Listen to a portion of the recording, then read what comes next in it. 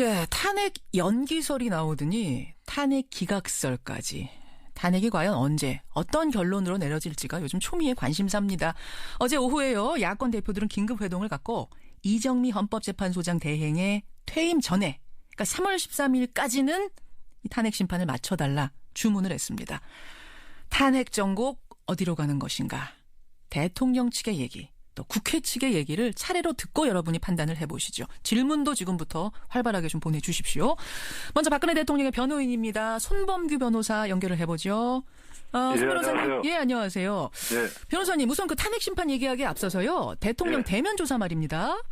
네. 9일이라는 조사 날짜가 언론에 공개된 거를 문제 삼아서 특검이 흘린 거 아니라고 말하는데도 신의 위반이란 이유로 무산을 시키셨어요. 예. 어떻게 된 겁니까? 그 부분은 제가 그 탄핵 그 헌법 심판의 제가 대리인이지. 예.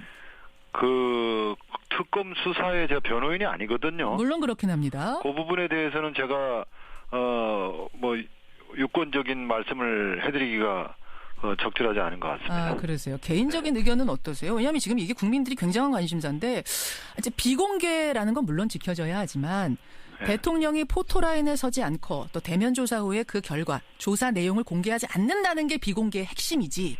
날짜 하나를 국민이 먼저 알았다고 해서 그게 무산시킬 정도의 이유가 되는가? 좀 납득을 못하는 국민들이 많으세요. 제가 보기에는요. 예. 원래 뿌리부터 다시 따진다 그러면 이거는 그 검찰 특검에 조사를 처음부터 응하지 않았어야 정답이에요. 왜냐하면 이 대통령은 형사상 불소추 특권이 있는데 예?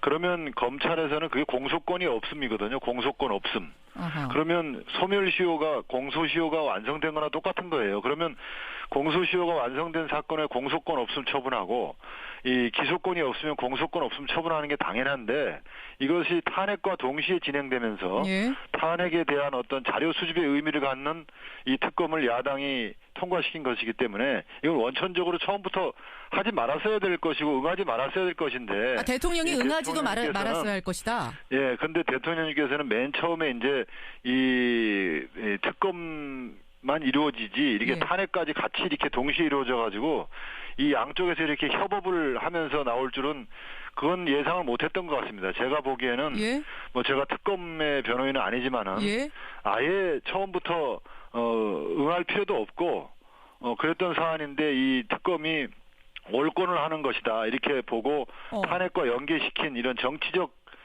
특검이었다 이렇게 생각하기 때문에 아예 응하지 않았으면 했는데 어떻게 지금 응한다고 이렇게 말씀을 하신 바람에 그랬는데 지금이라도 이렇게 응하지 않을 수 있다면 응하지 않는 게 저는 최선의 길이라고 생각합니다. 응하지 않을 수 있으면 응하지 않는 것. 그럼 지금 이 신의가 위반됐다라고 이야기를 대통령 측에서는 얘기를 하고 있는데 이것을 문제 삼아서 끝까지 응하지 않을 수도 있는 거네요. 아니 그것을 문제 삼아서가 아니라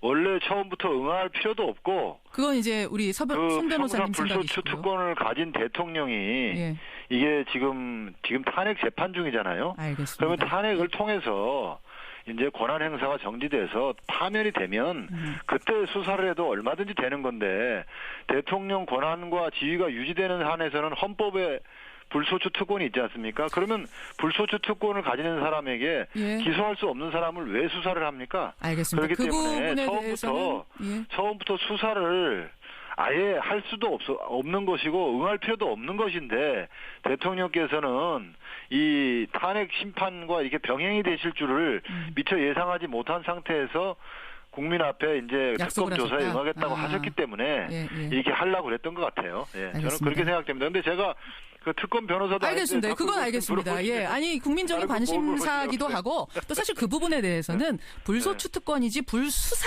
특권, 수사도 받지 않을 특권은 아니다라는 다른 해석도 있기 때문에 법조계에 일단 손 변호사님 의견으로만 생각을 하겠습니다. 학계에서 그게 의견이 나눠지는 것이죠. 법조계 실무에서는요. 공소권 없음 처분을 당연히 해야 되는 것이고 수사를 할 필요가 없는 법조계에서도 다른 얘기가 나오긴 하거든요. 의견이 없어요. 이 의견이. 여튼 알겠습니다. 그런 생각 가지고 계시고 탄핵 심판 본론 얘기로 넘어가 보죠. 대통령 변호인 측은 이 탄핵 심판 결론이 언제쯤 나올 걸로 예상하세요? 또 나와야 한다고 생각하세요? 언제쯤? 그 결론이 나는 것은요. 항상 이 재판의 진행 추이가 어떠냐, 재판의 이 실체적 진실 발견을 위해서 노력하는 과정 속에서 자연스럽게 판결 시기가 성숙했다고 보면은 예. 변론이 종결되고 결론이 나오는 것이지. 예. 이걸 언제쯤 나와야 된다 이렇게 단정하거나 예측하거나 하는 것 자체가 그것은 올바르지 못한 태도입니다. 예. 근데 이제 결론이 뭐 어느 쪽으로 나냐를 떠나서 그럼요. 심판이 하루빨리 마무리가 돼야지. 지금 국정 공백이 너무 장기화가 되면 국익이 심각하게 훼손된다. 이거는 동의하시잖아요. 그런데 그 국정 공백을 예. 이 국정 공백이 초래되기 때문에 빨리 재판 끝내야 되지 않냐라고 말하는 그 사람들이 국정 공백을 야기하고 이 터무니없는 탄핵을 한 사람들이에요. 그러니까 그 사람들이 편하게 말하는 것을 말 뜻만 들으면 안 되죠. 자기들이 탄핵을 감행해가지고 예? 국정 공백을 자기들이 야기해놓고 또 헌법재판소에다가는 빨리 끝내라. 그것도 인용해라. 이런 식으로 윽박지르는 거는 이건 예? 오만방자한 태도고 말할 자격이 없는 사람들이 말하는 거예요. 근데 터무니없는 탄핵이라고. 국정 공백이 예? 초래되니까 빨리 끝내야 된다라고 말할 수 있는 사람들은 예? 대통령의 무고함을 믿는 사람들. 이게 빨리 이 터무니없는 탄핵이 빨리 끝나서 이 나라가 안정을 찾아야 된다 이렇게 생각하는 사람들은 그런 말을 할 수 있어도 자기들이 탄핵을 해가지고 대통령의 직무를 정지시켜가지고 국정마비를 일으킨 그 장본인들이 빨리 끝내야 된다고, 빨리 국정 공백이 없어야 된다고, 아니 국정 공백이 없기를 그렇게 간절하는 사람들이 이런 허무니없고 맹랑한 탄핵을 왜 했습니까? 탄핵이 지금 터무니없다라고 말씀하셨는데 뒤에 뭐 박범계 의원이 이 부분에 대해서 답을 하시겠습니다만 터무니없는 탄핵이라고, 그래서 국정 마비를 오히려 그 사람들이 일으켰다라고 하시는 건 좀 과한 주장 같으세요. 왜냐하면 이 상황을 있게 한 것은 최순실, 비선실세 최순실, 그리고 박근혜 대통령도 그와 함께 여러 가지를 함께 한 증언들도 나오고 증거들도 나오기 때문에 국회에서 국민의 대변인인 국회에서 엄연히 탄핵 표결이 붙여져서 탄핵 절차를 밟은 거 아니겠습니까? 그거는요. 예. 검찰의 이 수사를 과신하는 거예요. 우리 국민들은 검찰을 제일 믿을 수 없는 기관이라고 합니다. 국회보다도 검찰을 더 믿지 않는다고 하면서도 예. 희한한 게 검찰의 그 수사 브리핑을 언론이 보도하면은 그걸 다 믿는 경향이 있어요. 그래서 검찰에서 부르기만 하고 텔레비에서 한번 찍으면 그 사람은 무죄 판결을 나중에 받더라도 그 자리에서 그냥 검찰에 출두하면서 그냥 완전히 그냥 명예가 땅에 떨어지고 인생이 끝이 납니다. 이런 무죄 추정을 예? 사실상 없애버리는 이런 위헌적인 수사 관행과 피의사실 유포 관행, 예. 이러한 언론의 이런 검찰 추종 문화 이런 것들이 다 이번 기회에 없어져야 됩니다. 손 변호사님, 검찰을 믿고선 지금 수사를 그렇게 과신하지 마세요. 그거는 그렇기 때문에 검찰 공소장이라는 거는 검찰의 의견일 뿐이고. 검찰의 수사 자료라는 거는 그 의견을 뒷받침하기 위해서 검찰이 밀실에서 만든 자료일 뿐이에요. 알겠습니다. 그래서 그 주장은 제가 이제 사실인지 아닌지를 이걸 검증하기 위해서 헌법재판소에서 재판을 하는 겁니다. 헌법재판소 중심주의. 헌법재판소 중심의 사실 인정을 하는 거거든요. 손 변호사님, 제 얘기도 조금만 들어보세요.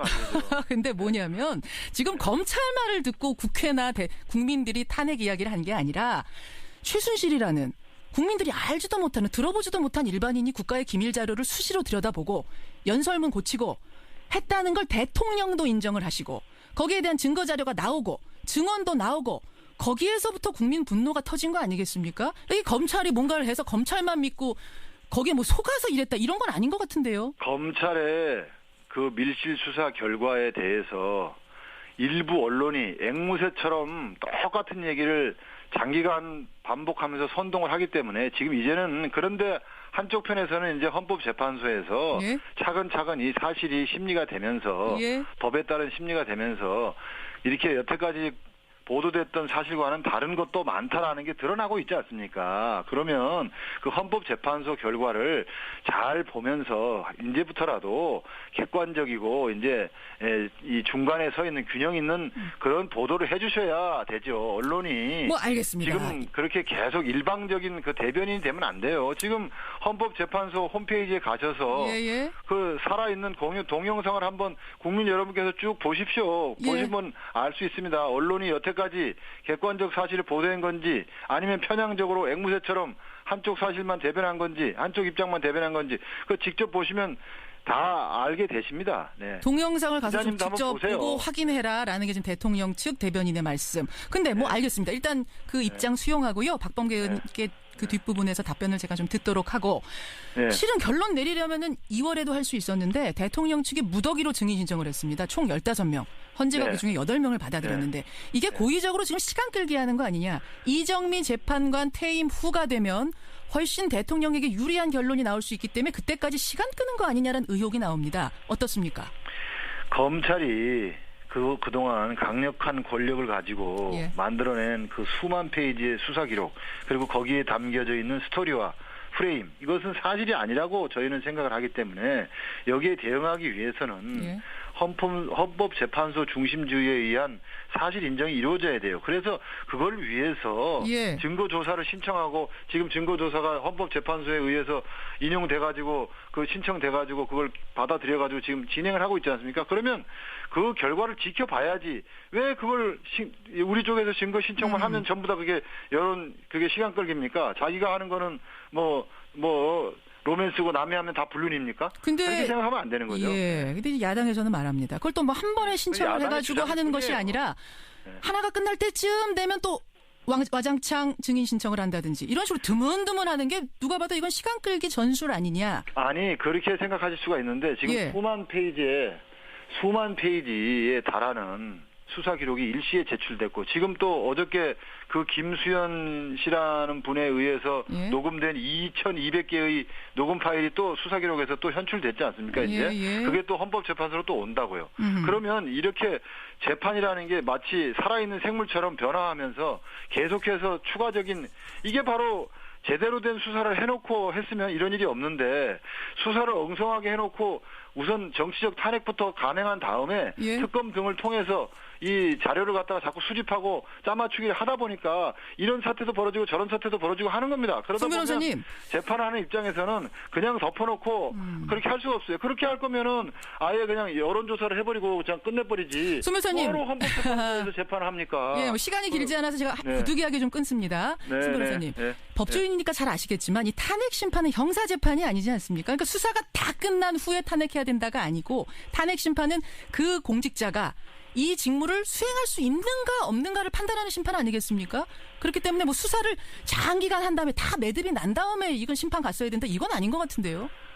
그러면은 지금 기자님처럼 말씀하시면은 제대로 된 증거도 없고 제대로 된 그 확실하게 그 혐의도 밝혀지지 않은 사건을 우선 야당이 다수라는 이유만으로 일단 정치적 탄핵부터 간행해놓고 그건 이렇게 아니죠. 이런 식으로 특검을 통해서 자료를 맞춰가지고 하면 이거야말로 위헌이에요. 우리나라의 탄핵 재판 제도라는 거는 미국처럼 정치적 제도가 아니고 사법적 제도입니다. 지금까지 나온 증거만으로도 충분하다는 게 탄핵소추위원들의 얘기인데 그렇게 안 보신다는 거죠? 얘기죠. 그건 그쪽 얘기다. 얘기죠. 알겠습니다. 추가 증인 신청을 또 할 생각도 있어요. 저는 뭐 동조하는 건 아니고요. 반론을 한 겁니다. 추가 증인 신청 또 할 계획도 있으십니까? 이 재판을 하다가 보면 또 어떤 일이 벌어질지 모르는데 왜 그걸 추가 신청할 계획이 없다고 그런 말을 왜 해야 됩니까? 알겠습니다. 이게 재판을 하다 보면 무슨 일이 지금 고영태 증인 안 왔잖아요. 고영태 증인이 와서 증인신문 하는데 예를 들어서 지금 국민이 경천 동지하고 깜짝 놀랄 일이 발생해 그 증언이 나오고 거기에 대해서 또 그 관련된 인물들이 현출이 되면 그 사람들도 불러서 신문을 해야죠. 그래서 국민이 알아야죠. 그거 왜 증인신문을 하라니 말하니 이렇게 미리 하면 안 된다니 그런 예단이 어디서 나오는 겁니까? 그러게. 재판을 아직 해보고 있는데. 헌재가 이 증인들을 다 받아들이지 않는다면 대리인단이 전원 사퇴할 가능성 이것도 열려 있는 겁니까 여전히? 그 가능성에 대해서 배제할 이유가 없다고 봐요. 그것도. 그거는 우리가 지금 뭐 그걸 하겠다고 지금 우리가 무슨 사전 계획을 세우고 있는 거고 있고 뭐 심지어는 또 그걸 뭐 깊이 고려하고 있는 것처럼 자꾸만 그렇게 몰아가시는데 그럴 이유가 하나도 없고 그걸 상황을 봐서 얼마든지 우리가 정 재판부가 그렇게 불공정하게 느껴진다면 우리는 그렇게 할 수도 있지만 지금 그렇게 불공정하다고 생각 안 해요. 그렇게 불공정하다고 생각 안 하고 있습니다. 재판부를 우리가 무슨 불공정하다고 생각해가지고 그러는 게 아니고 하나 더 확인하겠습니다. 동영상을 한번 보세요. 얼마나 공정하게 잘하고 계신데요. 대통령이 지금. 직접 나서서 최후 변론 하실 수도 있나요? 그것도 가능하죠. 그것도 가능합니까? 법이 정한 권리인데 최후 진술은 법이 정한 권리인데 그걸 하고 말고는 당사자가 정하는 거지. 그걸 뭐 언론에서 하지 말라 그런다고 뭐 못하고 그런 겁니까? 지금 2월 22일까지 5번의 변론 기일이 잡혀 있으니까 그 중에 하나 택해서 그럼 대통령이 나가시면 되겠네요. 아니죠. 그것도 최후 아닙니까? 변론이라는 거는 최후 진술이라는 거는 어느 사건이든 어느 국민이든 어느 피고인이든 재판의 맨 마지막 날이 정해지면 그날에 나와서 하는 게 최후 진술이에요. 근데 왜 재판 중간에 나오라 그럽니까? 재판 중간에 나와서 하는 거는 증인이에요, 증인. 22일이 왜 다 당사자를 증인으로 전락시킵니까? 끝나고 당사자는 당사자지. 22일 변론 기일 다 끝나고 나서 그럼 언제쯤 출석해서 최후 변론을 하실 생각이신가요? 그러니까 이걸 지금 우리가 어떻게 미리 예단을 해요? 재판이 언제 끝날지도 모르는데 지금 증인 신문하기 바빠 죽겠는데 제가 이 질문을 재판 끝날을 왜 예측을 하라 그럽니까? 제가 이 질문을 드리는 이유는 이제 대통령께서 최후 변론 신청을 해놓고 날짜를 정하지 않고 계속 시간을 좀 미루다 보면 이게 고의지연이라는 오해를 또 불러일으킬 수도 있고 재판부에 대한 모독으로 느껴질 수도 있다. 이런 얘기들이 나와서요. 그런 얘기하는 사람들은 그 사람들의 주관적인 견해일 뿐이죠. 지금 법으로 정해져 있는 최후 진술 권한을 그럼 포기하란 말입니까? 날짜 시한을 선택할 수 있는 거 아니에요? 날짜 시한이라도 끌지 않고 뭐 분명하게 입장을 좀 밝혀주실 수 있는데요. 알겠습니다. 어느 사건이든지 최후 진술을 할 수 있는 그건 피고의 권한 아닙니까? 헌법과 법률이 부여한 권한인데 그걸 행사하고 싶으면 하는 거고 필요 없다고 생각하면 안 하는 거고 그 본인이 선택할 수 있는 일이에요. 누구나 다. 지금으로서는 나가서 최후 변론 하실 가능성이 크군요. 그러니까 그거는 확인해 주세요. 그걸 왜 그렇게 그것도 정해진 건 아니고요. 예단하세요. 그건 아직 의논한 일도 없고 대통령한테 물어본 일도 없고 의논한 일도 없어요. 그건 자꾸 이렇게 지금 그럴 단계가 아니에요. 지금 증인 신문하기도 바빠 죽겠고 지금도 산적한 과제가 천지고 지금 그 녹취록 2,200개 읽어보려면요. 지금 머리가 아픈 지경입니다. 아플 지경이세요. 알겠습니다. 그런데 지금 자꾸 그 얘기를 왜 어렵게 나오셨으니까 저도 확인할 건 확인해야죠. 국민들 질문이 쏟아지는데요. 제 입장도 이해해 주세요. 하나 더 확인합니다. 이렇게 시간 가다가 이정미 재판관 임기 끝납니다. 3월 13일에. 그러면 공석 2자리 됩니다. 헌법재판관 임명하는 건 대통령인데 지금 대통령 권한이 정지된 상태이기 때문에 황교안 총리가 후임 재판관을 임명할 건가 할 수 없는가? 야당은 못한다고 합니다. 어떻게 생각하세요? 그 말도 안 되는 얘기인 게요. 그 재판관 추가 임명하는 거 또는 지명하는 거 이것도 대통령의 권한이고 특검 기간을 연장하는 것도 대통령의 권한인데 이 야당 분들은 재판관 추가 임명하는 거는 황교안 권한대행 보고 대통령 행세하지 마라. 어디서 건방지게 재판관을 임명하냐 이렇게 하면서 못하게 하고 또 특검 연장은 해주라 하고 그러거든요. 그러면은 똑같은 한 사람의 권한인데 어떤 거는 하지 마라 그러고 어떤 거는 해야 된다 그러고 그 말이 되는 겁니까 그게? 자기가 편할 때는 황교안 권한 대행을 대통령으로 인정하면서 대통령 권한 대행으로 인정하면서 당신의 권한 특검 기한 연장 여부는 당신에게 달려 있다. 권한을 연장해달라. 알겠습니다. 앞뒤가 안 맞는 주장이다. 재판관 임명할 때는 하지 마라. 하면 안 된다. 이 말이 안 되는 소리잖아요. 자가당착이에요. 자가당착. 이 부분 박범계 의원한테 그대로 제가 질문 드려보죠. 손범규 변호사님. 일단 저는 여기까지. 전화를 끊어도 되는 겁니까? 여기까지 말씀 듣겠습니다. 오늘 대단히 고맙습니다. 대통령 변호인 손범규 변호사 먼저 만났습니다.